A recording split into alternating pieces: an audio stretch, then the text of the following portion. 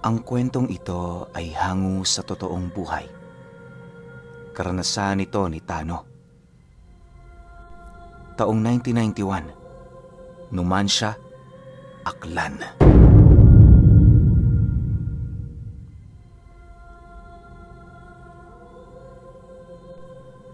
Itong mga panahong ito, merong karinderya si Tano sa lugar ng Numancia. Matagal na siya sa negosyong yun, magdadalawang taon na. Dahil sa masarap at hindi niya tinitipid sa mga sangkap ang kanyang pagluluto, kaya na may marami ang parokyano nila sa araw-araw. Nasa harapan din sila noon ng isang paaralan, kaya na may tuwing 12:00, dagsaan talaga ang dami ng taong bumibili. Lubos naman nila yung ikinatutuwa sa kadahilan ng wala silang nasasayang na pagkain tuwing hapon.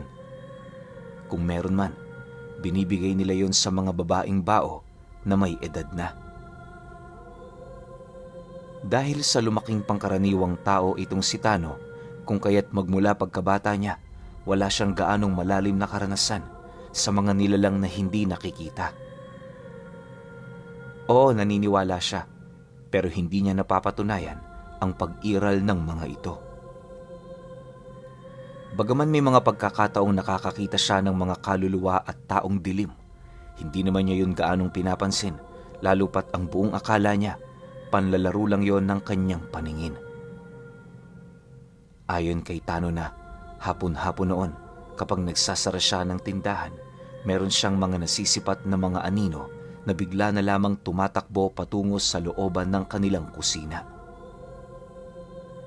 Madilim na sa parte ng lugar na yon, kaya kahit may nakikita siya, hindi niya na ito pinapansin. Niwala rin siyang lakas ng loob na sundan ng nilalang na yon, sa takot na baka kung ano ang gawin nito sa kanya. Minsan naman, kapag umuwi siya ng 10 oras, meron siyang mga nakikitang babaeng may maitim na balat at merong suot-suot na kulay puting saya. Kung hindi nakabigti ang mga ito sa isang sanga ng puno, naglalakad yon na merong agnas na mga katawan. Kapag nakakakita naman siya ng mga ganoong nilalang, pumipikit na lamang siya habang binabanggit ang dasal ng Aba Ginoong Maria. Sa kabila ng mga karanasan niyang yon, pilit naman niyang iniintindi ang mga nilalang na nakikita niya. Naniniwala si Tano na hindi naman siya gagalawin ng mga ito hanggat hindi niya yon pinagtutuunan ng pansin. Sa paglipas pa ng mga araw, merong bumisita sa kanilang isang lalaki na magpapakasal. Ayon dito, sila ang napili nitong magluto sa kasal nito, gawa ng lubos nitong nagustuhan ang pamamaraan nila ng pagtimpla at paggamit ng mga sangkap sa bawat putahing niluluto nila. Dagdag pa ng lalaki na wag na nilang problemahin pa ang bayad sa kadahilan ng sobra-sobra ang ibibigay nito sa kanila. Nang marinig naman yun ni Tano, tila bang napukaw nito ang kanyang pansin. Siyempre bilang negosyante, hindi mo talaga tatanggihan ang ganoong kasunduan. Sa pagpapatuloy naman ng kanilang pag-uusap, nang malaman niyang kikita sila roon ng malaki, agad naman siyang sumang-ayon. Hindi na siya nagdalawang isip pa, gawa ng ang kikitain nila roon ay halos kita na nila sa loob ng 1 linggo. Nang marinig naman ng lalaki ang kanyang pagtanggap, agad naman siya nitong binigyan ng imbitasyon, kalakip ang detalye ng mga putahing kanilang lulutuin. Meron pa kayong 1 linggo para makapaghanda. Huwag mo akong bibiguin, Tano. May tiwala ako sa iyo. Ni minsan hindi ako nagduda sa kalibre ng pagluluto mo.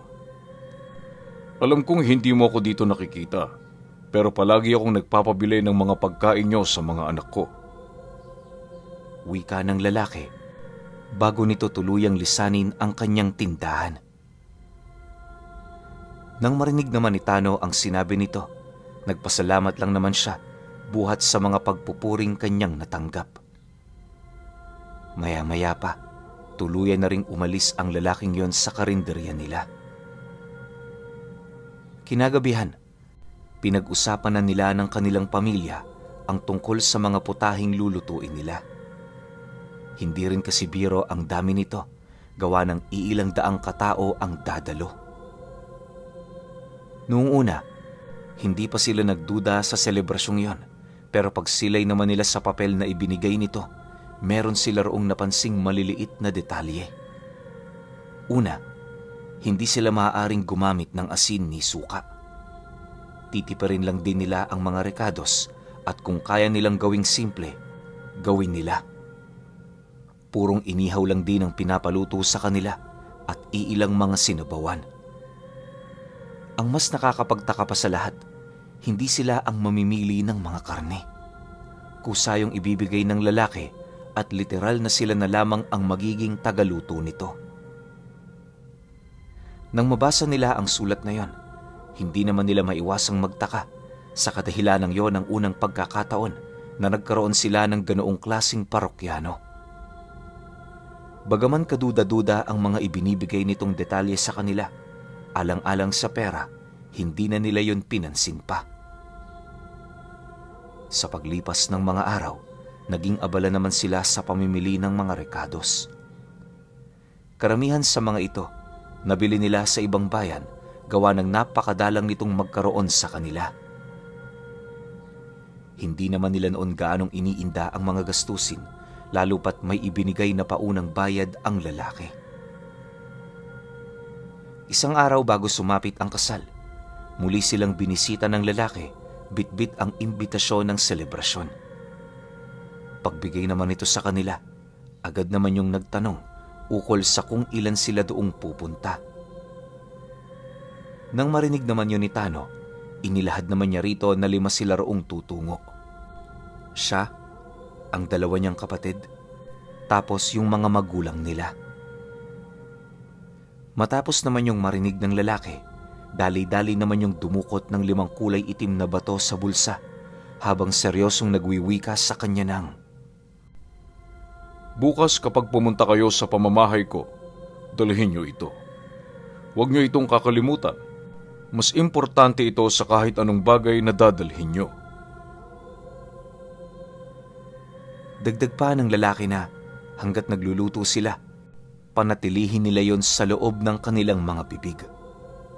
Sa ayaw at sa gusto nila, kinakailangan nila itong gawin dahil nasa paniniwala ng pamilya nito na kapag nasa bibigyo ng taong nagluluto, magagawa sila nitong mapigilan na gumawa ng kahit na anong bagay na maaaring makalason o makapagdulot ng sakit sa mga taong dadalo.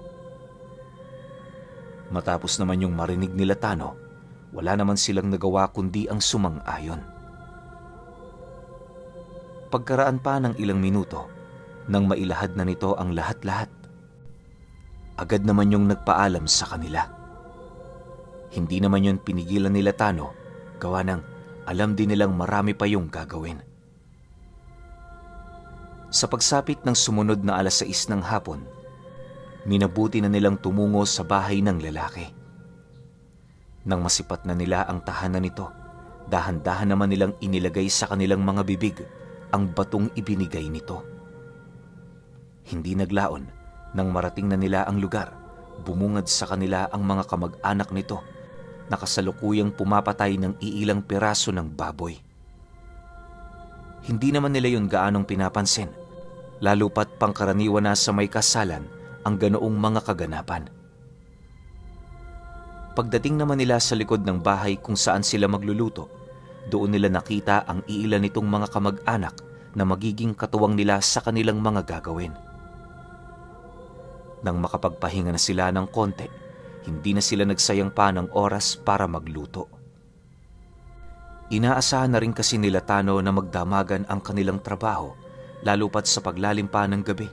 Inaasahan na nilang magsisidagsaan ang pamilya ng babae.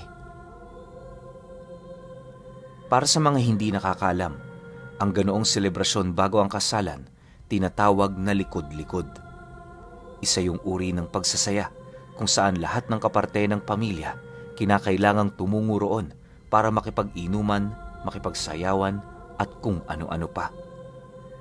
Ginagawa nila ito upang masigurong bago ang kasal, nagkaisa na ang kanilang mga pamilya. Ilang oras pa ang lumipas. Punong-puno na ng tao ang bahay ng ikakasal. Kahit saan ngang lugar noon sumilay sila Tano, meron silang mga nakikitang nag-iinuman o hindi naman kaya'y masayang nag-uusap. Hindi naman nila ito gaanong pinapansin, lalo pat para sa kanila, purong trabaho lang roon ang kanilang ipinunta. Sa pagtungtong naman ng hating gabi, nauna nang magpahinga ang kanyang ina at mga kapatid. Si Tano noon, bagaman puyat na, hindi pa rin ninais na matulog sa kadahilanang nahihiya siya na baka sa oras ng pagpapahinga niya, hinahanap na pala siya ng lalaki na nagbayad sa kanila. Ayaw naman niyang mangyari ang ganoong bagay, lalo pat magdudulot yon ng kahihiyan, hindi lang sa kanya, bagkus ay maging sa kanyang pamilya. Upang malabanan ang antok, maya't maya naman ang pag-inom ni Tano ng kape. Sa puntong humihigop siya nito, niluluwa naman niya ang bato para naman masigurong hindi niya yon malulunon. Isipin ninyo gahin tuturo ang laki ng batong yon, kung kaya't paniguradong may kalalagyan siya sa oras na pumasok yon sa lalamunan niya. Ayaw naman niya yung mangyari, kaya ang ginawa niya, iluwa yun pansamantala habang siya ay nagkakape. Makalipas pa ang ilang minutong paghigop niya nito, bahagya naman siya noong natigilan matapos niyang mapansin ang dahan-dahang pag-iba ng atungal ng baboy na kasalukuyang binubuno ng mga kamag-anak nito. Hindi mawari noon ni Tano pero ang atungal ng baboy na yon unti-unting nagiging sigaw ng tao na nasa bingit na ng kamatayan. Hindi niya pa sana yun paniniwalaan pero pagrinig niya sa mga katagang parang humihingi na yun ng tulong, doon na siya dahan-dahang kinabahan. Walang sabi-sabi, agad naman siyang napasilay sa kinaroroonan nito kung saan doon niya nakita ang isang hubot-hubad na lalaki na merong tali sa ulo, kamay at paa nito. Duguan na rin ang buong katawan ng taong yon, buhat sa paghiga nito sa lugar kung saan pinapatay ang mga inaakalang baboy ni Tano. Maya-maya pa, paghawak naman ng isang lalaki sa buhok nito, agad naman yung iniangat sa lupa, sabay tarak ng hawak nitong kutsilyo sa mismong leeg nito. Pagbaon naman ng patalim na yon sa leeg ng lalaki, kitang-kita ni Tano kung papaano pa yun lumaban para sa kanyang sariling buhay. Subalit, hindi naglaon, wala na rin yung nagawa, kundi ang mamatay sa kamay ng nilalang na yon. Matapos naman itong bawian ng buhay, agad naman nila yung inilublob sa kawang may kumukulong tubig kung saan mabilis namang humiwalay ang balat nito sa mismong kalamnan. Pagsilay naman ni Tano na pupugutan na yun ng ulo, dali-dali naman niyang ibinaling sa ibang lugar ang kanyang paningin na siyang naging sanhi upang doon niya masilayan ang iba pa nitong mga kasamang nakakulong. Sa puntong yon, doon niya napagtanto na ang mga inaakala niya noong mga baboy ay puro palang mga tao. Dala ng takot niya, agad naman niyang itinapon ang hawak niyang kape, sabay balik ng bato sa bunganga niya. Matapos naman niya yung gawin, muli niyang napansin ang pagbalik ng dati niyang paningin. Yung mga taong humihingi noon ng tulong, unti-unti na ring bumalik sa pagiging atungal ng baboy. Dahil sa pangyayaring yon, gulong-gulo naman ang isipan ni Tano sa kadahilanang hindi na niya alam kung ano na ang kanyang paniniwalaan. Ang iniisip niya noon, baka dala lamang yon ang kanyang antok, subalit mariin naman yung tinutulan ng kanyang damdamin. Halos hindi niya kasi maipagkakaila na totoo talaga ang mga bagay na kanyang nakita. Makalipas pa ang ilang minuto, agad namang nabaling ang kanyang paningin sa iilang mga taong naglalakad, bitbit ang karne ng mga pinatay nitong baboy. Paglapit naman nito sa kanila, inabisuhan naman sila nito na ihawin lamang ang may parting pigi. Tapos ang sa may bandang ulo at laman loob, pakuluan lang nila sa tubig na may halong mantika tapos dahon ng batawan at iba pang pampalasa. Nang marinig naman yon ni Tano, sumang-ayon lang naman siya habang dahan-dahang kinukuha ang batsyang naglalaman ng mga karne. Sa pagpapatuloy ng kanilang ginagawa, mariin naman niyang inabisuhan ang kanyang ama na kahit anong mangyari, huwag silang titikim ng mga karneng yon. Dagdag pa ni Tano na may kutob kasi siyang minadali ang paglilinis nito buhat sa mga lasing na kumakatay ng baboy. Nang marinig naman ng kanyang ama ang kanyang sinabi, tumangulang naman yon habang sumasagot sa kanya ng, "Mukhang nakatunog ka na, anak, ha?" Sabi ko na nga ba ganito ang madadat na natin dito. Pero hindi bali na, nandito na tayo ituloy na lang natin. Matapos naman itong makapagwika, minabuti na lamang ni Tano na patagusin yon sa kanyang magkabilang tenga. Sa isip-isip niya, walang kaide-ideya ang kanilang padre de pamilya ukol sa kasalukuyang nangyayari sa handaang yon. Ayaw naman niyang ilahad dito ang kanyang mga nalalaman, lalo pat naniniwala siya magdudulot yon ng takot kung sakali mang ilalahad niya rito ang kanyang mga nasaksihan. Makalipas pa ang ilang minuto, pikit matang niluto ni Tano ang mga karneng yon. Dala ng kanyang kuryosidad, paminsan-minsan niluluwa niya ang bato para makita ang kalagayan ng taong kanyang niluluto. Sa halos ilang beses niya yung ginawa, napatunayan niya na hindi nga siya pinaglalaruan ng kanyang mga mata. Kahit masuka-suka na siya noong niluluto ang kapwa niya tao, pilit niya pa ring pinigilan ang kanyang sarili sa takot na baka maging sila ay gawing ding handa ng mga aswang sa magaganap na kasalan kinaumagahan. Ayon kay Tano na sa kanyang buong buhay, yon ang pinakabangungot na ayaw na niyang balikan.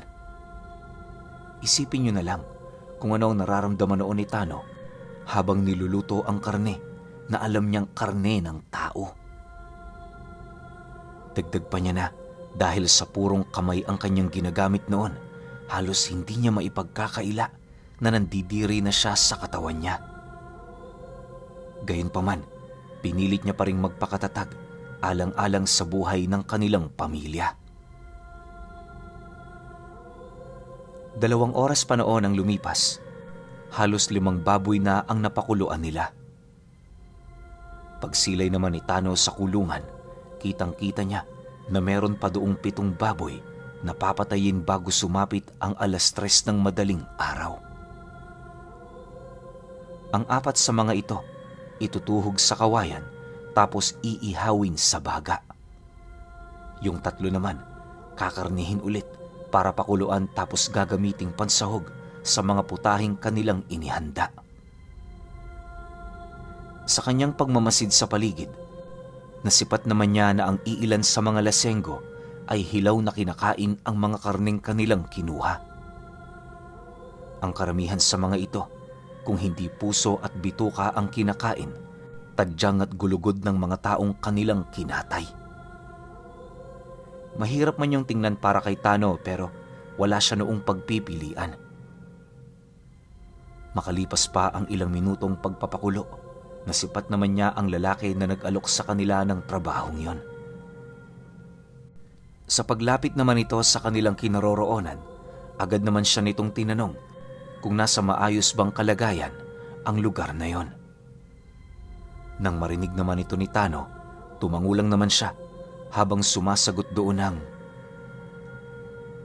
"Huwag kang mag-alala, nakahanda na ang lahat ng karneng gagamitin namin.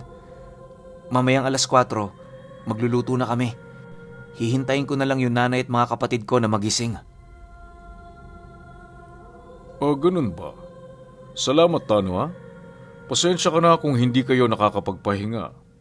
Isang araw lang naman to Mamayang hapon uuwi na kayo. Bit-bit ang karagdagang bayad na ipinangako ko. O siya, mamaya na lang ulit. Marami pa akong pupuntahan. Sagot naman ng lalaki sa kanya. Matapos ang kanilang pag-uusap, dali-dali naman niyang nilapitan ang kanyang ama na tulog na nakaharap sa karneng niluluto nito. Paglapit naman niya rito, agad naman niya yung siniko, sabay bigay abiso roon na magmadali na. Pagising naman ng kanilang padre de pamilya, dali-dali naman itong hinalo ang mga karneng pinapakuluan nito.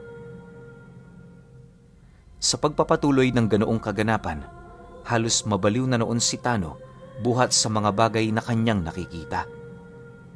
Pakiramdam niya noon, sangkot siya sa isang krimen na hindi naman niya kayang matutulan.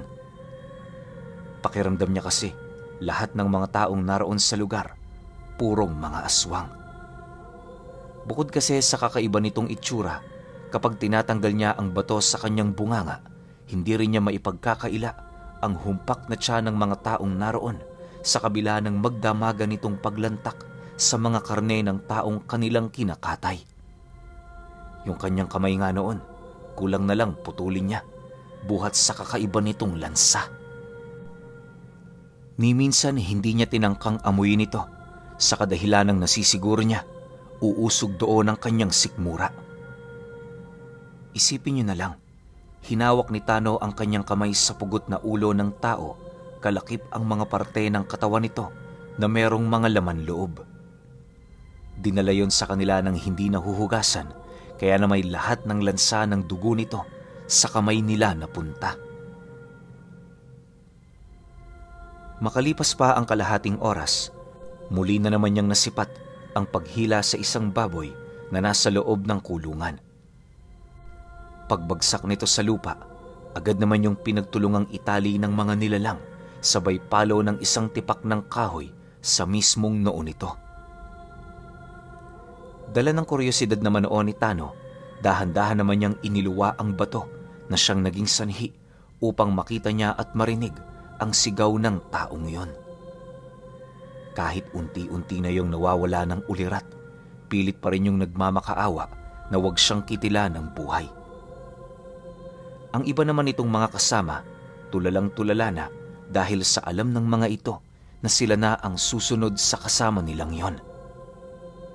Maya-maya pa, habang nagmamasid si Tano sa karumal-dumal na pangyayari, bigla naman silang nagkatitigan ng isang matabang lalaki na siya namang kumakatay sa mga taong nagbabalat kayo bilang baboy.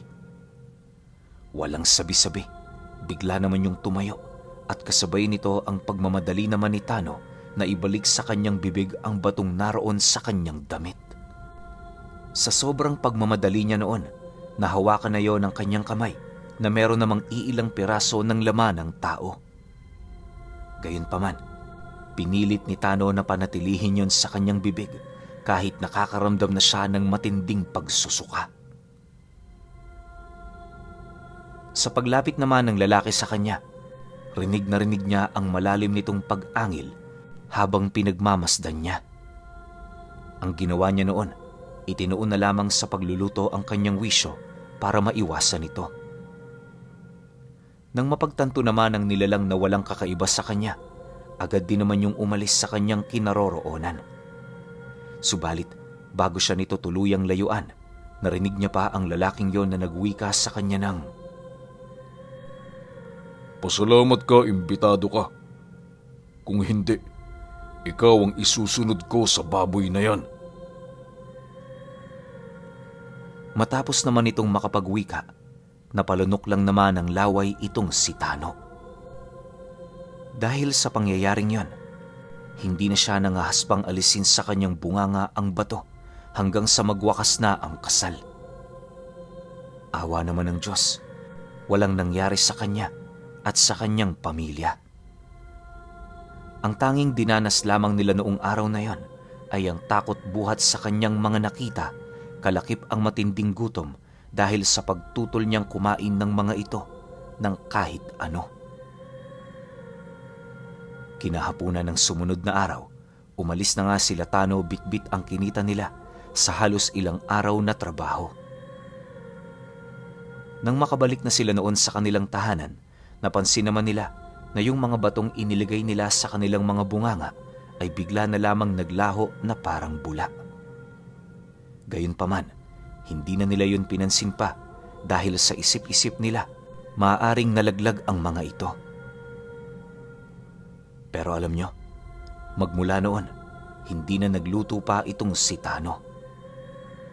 Para sa kanya, napakahirap ng gawin ng ganoong trabaho, lalo pat saksing buhay siya kung papaano niya hinawak-hawakan ang bawat karne ng tao noong minsan silang inanyayahan na magluto sa kasalan ng mga aswang.